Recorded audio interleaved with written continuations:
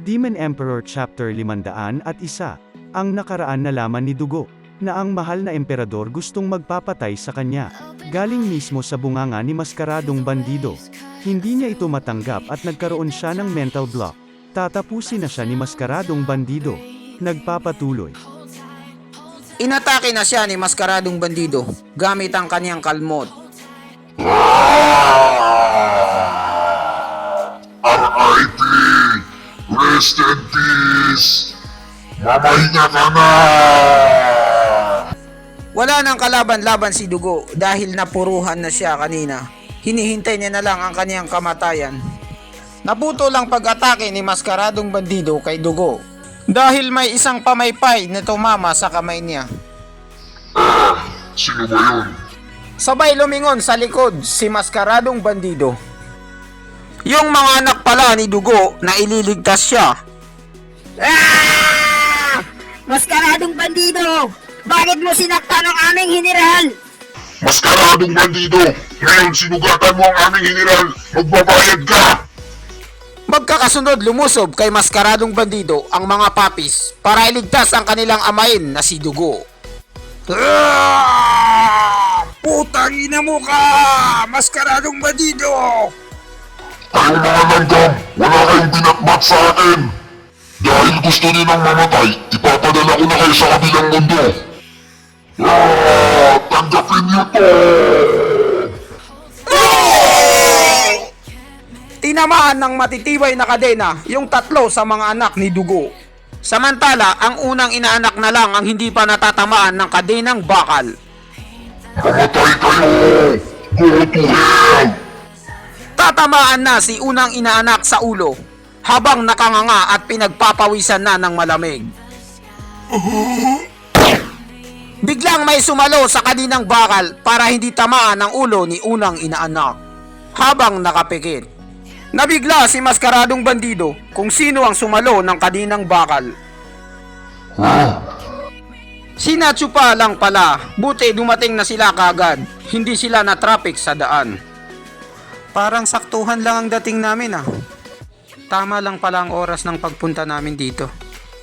At agad namang tumakbo si Yunhai sa kanyang mga kapatid. Mga kapatid ko, ayos lang ba kayo? Si Gu Santos lang pala na batang makulit ang sumalo ng kaninang bakal para may ligtas si unang inaanak. Nabigla at nanginginig na ang tuhod ni Maskaradong Bandido dahil sa takot. Chupa! Gu Santos! Ano ang ginagawa niyo rito? Maskaradong Bandido, ikaw at saka si Dugo ang pinakatapat na taong kilala ko. Paano mo nagawa ang mga ganitong bagay? Nakakahiya ka. Dahil kilala mo ng tungkol sa akin, hindi ko na kailangan magpaliwanag pa.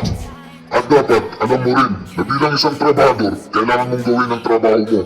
Kahit ano ang gusto nilang ipagawa sa'yo, kahit kumain ka pa ng tae. Sumusunod lang ako sa utos sa akin, kaya walang personalan, trabaho lang. Dahil nandito na kayong dalawa, kailangan ko nang sumibat, magkita na lang tayo ulit sa next year. Biglang humaripas ng takbo si Maskaradong Bandido, patakas. At biglang inutusan ni Yunhai si Chupa. Kuya Chupa, pigilan mo siya! Biglang may lumabas na malagkit na puti sa mga finger ni Chupa. Pipinggirin kita hanggang mamatay ka sa sarap. Finger of death! At ayun na nga, nagpakawala na ng maraming puti si Chupa. Tatamaan na ng malagkit na puti si Maskaradong Bandido sa likod. Hindi maaari. At ayun na nga, inabutan si Maskaradong Bandido at tinagusan siya sa damit. Itim na tela na lang ang natira sa kanya. Tangina naman oh! Nakatakas yan! Galit na naman si Gu Santos dahil natakasan siya ni Maskaradong Bandido. Akala ko gagamitin niyang damit na yan para pang depensa. Yun pala, ipangharang niya lang pala sa atin para hindi natin siya makita at makatakas siya.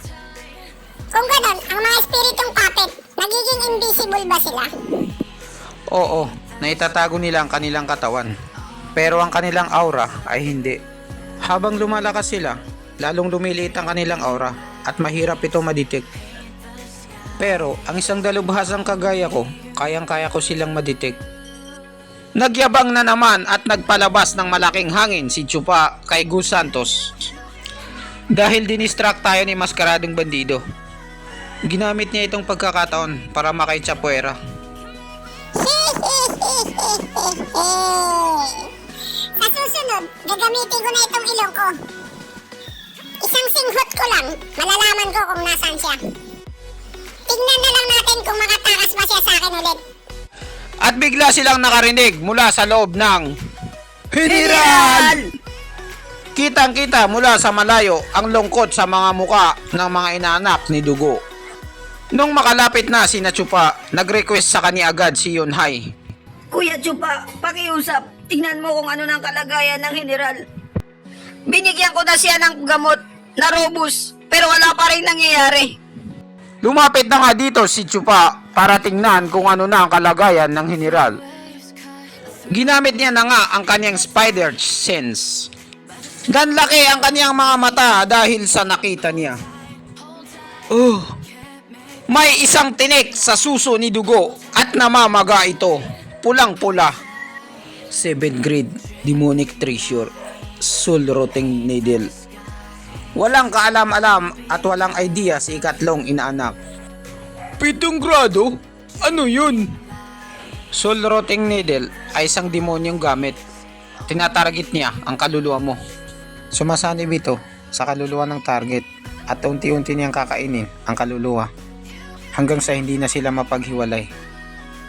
Si Mascaradong Bandido ay sinama niya yun nung atake niya sa suso, si Dugo.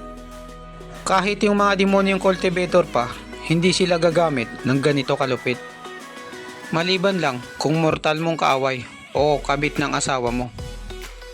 Wala na siyang pag-asang mabuhay pa. Parang ang emperador ay desidido nang tapusin si General Dugo. Gusto niya mamatay na si Dugo. General! Nakipaglaban ako sa buong buhay ko. Hindi ko na iniisip kung anong magiging kahinatnan ko. Malalaman ko na lang na ang katapusan ko ay sa karumal-dumal na trahedya. Kahit na ayoko pang mamatay, kailangan kong sundin ang kahilingan ng emperador. Isa lang ang kahilingan ko na gusto kong malaman. Sana klaruhin mo sa akin ang mga bagay-bagay. Magtanong ka lang sa akin, matandang General. Magaling ako sa larangan ng digmaan at kailanman hindi ako naging suwail. Lagi akong matapat sa emperador at sa bansa. Ano ang nagawa kong kasalanan para ipaligpit ako ng mahal na emperador? Pinagbintangan niya ako ng waling akala at ito ang ipinataw niya sa akin na mulandas. General, pwede mo bang sabihin sa akin kung ano ang pinakamalaking nagawa mo sa bansa? Ang pagdepensa sa bansa natin sa pananakop ng mga taga Mindanao. Nararamdaman kong malapit nang magpaalam sa mundo si Dugo dahil 50-50 na siya.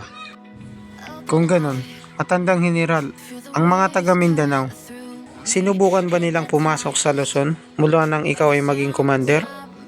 Nabigla si Dugo at ang kaniyang unang inaanak. Bago pa dumating si General, ang mga taga Mindanao ay nangunguha na ng mga gamit at winawasak nila ang mga bahay ng mga tao. Mula nung si General na ang naging in charge sa border, hindi na sila muling tumapak pa sa Luzon. Si Batang Makulit na Gus Santos ay walang kaalam-alam o idea sa pinag-uusapan nila dahil usapan ito ng mga matatanda. Kung ganon, ang lupain nito ay lupain lahat ng emperador. At wala siyang pakialam sa pamimihasa ng mga taga Mindanao. Sa totoo lang, ang tatlong sex na nagbabantay sa imperyo ang pumipigil sa mga taga Mindanao para hindi nila sakupin ang bansa.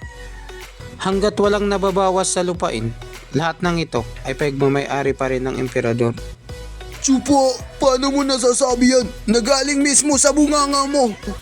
Isang malaking serbisyo na makapaglingkod sa mga tao at sa bansa. Nagalit si ikatlong inaanak dahil ang ibig sabihin ni Chupa ay wala ring saysay ang pinaggagawa ni General Dugo. Props lang pala si Dugo na pumipigil sa paglusob ng taga Mindanao. Ikatlong inanak. Pwede ba quiet ka lang dyan? Shut up. Hayaan mo muna siyang magsalita. At dito nagtatapos ang chapter 501. Maraming salamat po sa panunood. Sana nagustuhan nyo. Mag-subscribe para laging updated.